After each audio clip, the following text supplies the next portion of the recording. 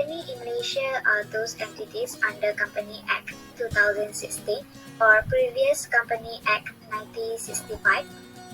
Any entities can be incorporated as a company when someone registered a company with registration requirement of CCM, which is the name of company, the nature of company, status of company, which is private or public. First thing first is classification of companies. The Companies Act 2016 classifies companies into the following types: companies limited by shares, companies limited by guarantee, and unlimited companies. Company limited shares means that its members' obligation to the company is limited to the amount. For example, if a shareholder subscribed for 100,000 share capital and had only paid 80,000, his liability is limited to the 20,000 unpaid on his share. On the other hand, if the shares are fully paid up, there is no further liability. Next, company limited by guarantee means that the members' liability is limited to such amount as the members undertake to contribute in the event of the company being wound up. A company limited by guarantee is required to apply its profits or other income to promote its object, and it cannot pay dividend to its members. Lastly, unlimited liability company, its mean one formed on the principle of having no limit placed on the liability of its members in the event the company is wound up and has insufficient asset to settle its debt. The shareholder will be required to contribute to the assets of the company to enable it to settle its debt.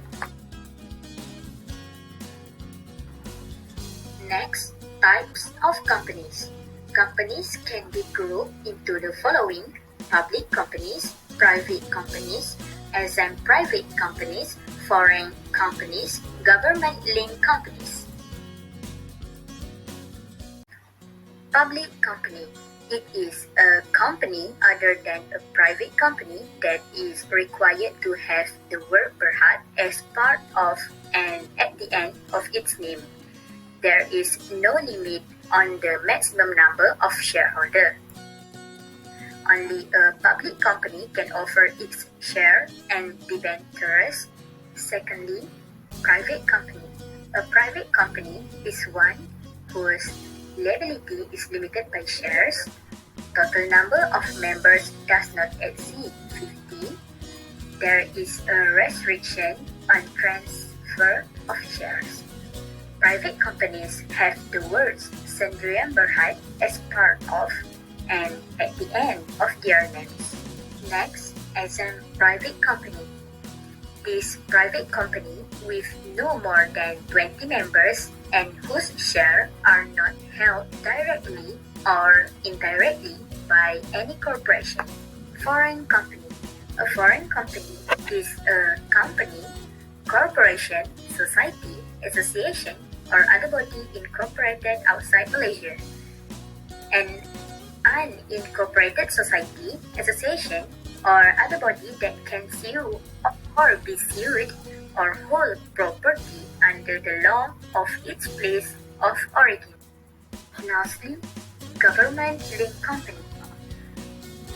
GLCs are corporate entities in which the government owns some or all of the share capital. This company could be private or public.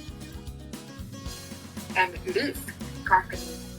Other examples of GLCs in Malaysia are Petronas, Malaysia Airline System.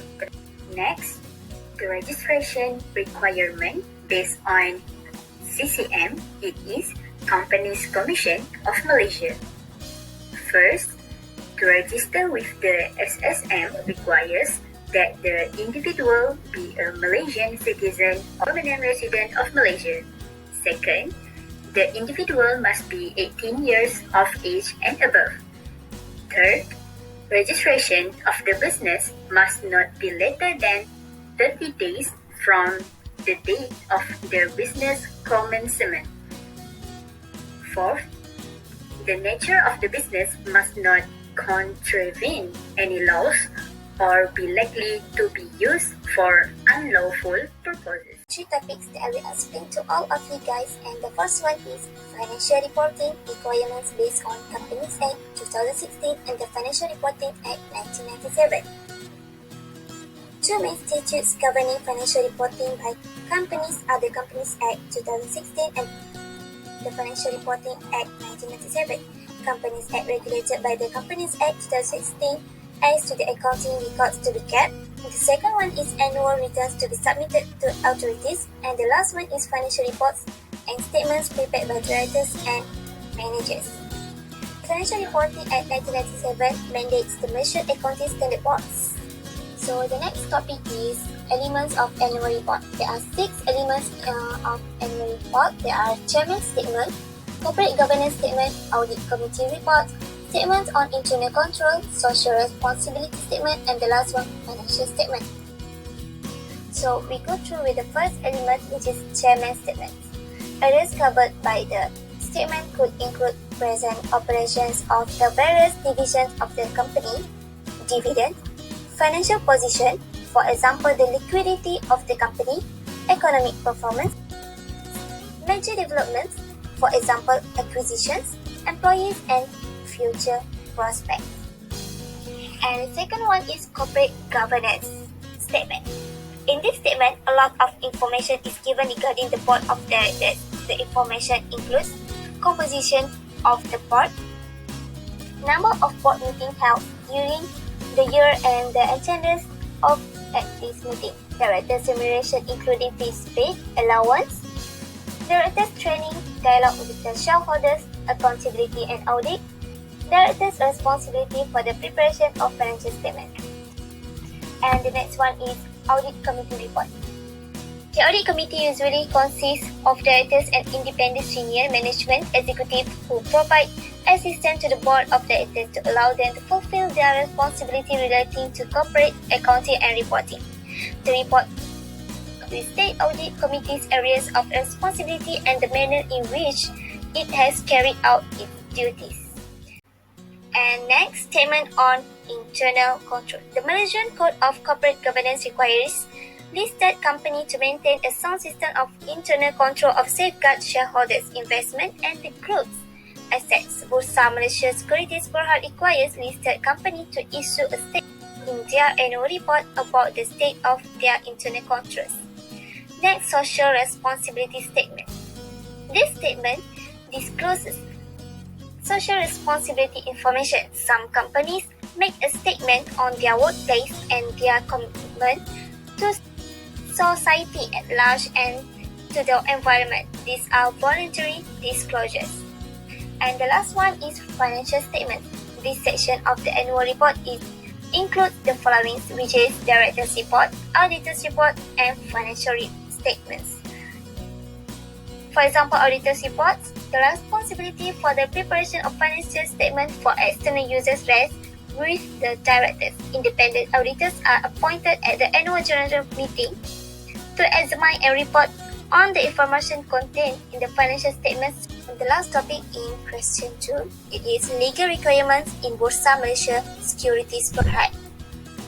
So the first one is listed company have to make additional disclosure regarding the performance of the company, and they are required to make a preliminary statement of results within 6 months following the end of the financial year. Also, the listed company are to issue half-yearly reports regarding their performance within the 3 months following the end of the half year. Advantages and disadvantages change from partnership to company form a business. So I will present 3 advantages and disadvantages. The first advantage is liability protection. The biggest benefit a corporation offers of other business structures is liability protection. According to entrepreneur.com, shareholders do not risk losing personal assets because of a company's debt. Corporations are considered separate legal entities from the people who own them. The second one is access to funds. Corporations can more easily raise funds than other forms of business. Corporations can sell stock to raise money for business expenses or cover debts. On the other hand, sole proprietors and partnerships must try to come up with funds on their own or turn to loans or credit programs to raise money. The last advantage that I want to point out is tax benefits. Corporations enjoy some tax benefits that sole proprietors and partnerships not enjoy. A corporation is not required to pay tax on earnings paid as compensation to employees or shareholders, but it can deduct the payments as a business expense. The corporate tax rate is usually lower than the personal income tax rate.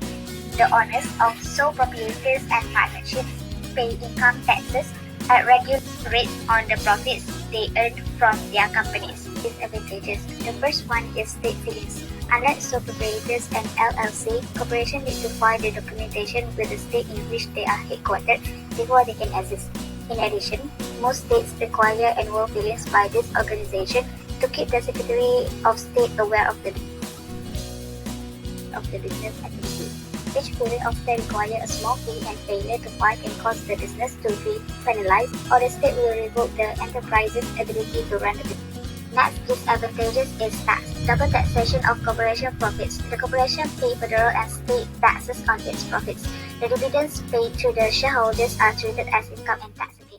Next is differences between element disclosure in financial statements between company business and partnership business. First element is capital account. For the company business, shareholders fund, which comprises many categories like share capital, retained earnings, other revenue, and capital reserve. For the partnership business, more than one capital account. The number of capital accounts depends on the number of partners in the partnership concept. Second element is income statement. For the company business, income statement show a statement of changes in equity, where the changes in share capital, profit, revenue, and other capital reserves during the year. For the partnership business, the income statement of the partnership show a schedule on how the net profit or loss is distributed to the partners. Third element is the balance sheet. For the company business, the balance sheet shows as shareholder funds, and for the partnership business, the balance sheet shows the balance of the capital amount of each partner classified under owner equity. Next element is taxes. For the company business, the Internal Revenue Service considers a company as an independent tax entity. Company must compute federal income tax on earnings, file the appropriate reports, and remit payment. When a company distributes funds, the individuals receiving this distribution are liable for personal income tax. For the partnership business, a partnership itself is not subject to federal income tax on earnings. Partners report their distribution on their personal income tax return. This is to avoid dual taxation. Partners are taxed on what was earned during the year, not what was distributed. Partners may pay taxes on funds they have yet to receive. The last element is statement of equity. For the company business, statement of changes in equity is during the year. For the partnership business, besides the income statement and the balance sheet, a statement of partners' equity is also prepared to show the changes in equity of each partner since the beginning of the year. The conclusion is, from this presentation, we get more knowledge and a clear explanation about the company business and legal requirements. Hope Adi, Abu, and Amal get the confidence after heard this presentation.